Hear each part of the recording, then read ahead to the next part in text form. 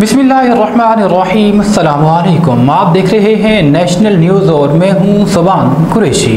नारोवाल से नुमाइंदा मोहम्मद फारूक की रिपोर्ट के मुताबिक मेंबर सूबाई असम्बली और चेयरमैन बैतुल माल पंजाब और convener district coordination committee Khawaja Muhammad Waseem Bhatt की ज़ेर सदारत डिस्ट्रिक्ट कोऑर्डिनेशन कमेटी का इजलास डिप्टी कमिश्नर ऑफिस में मुनक्किद किया गया।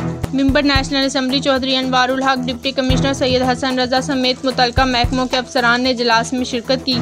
कन्वीनियर डिस्ट्रिक्ट कोऑर्डिनेशन कमेटी को सुथरा पंजाब प्रोग्राम के तहत की जाने वाली सफाई मुहिम और इस ड्यूटी पर मामूर स्टाफ, मशीनरी और माइक्रो प्लान्स बारे सियालकोट वेस्ट मैनेजमेंट कंपनी की जानिब से तफसीली ब्रीफिंग दी गई।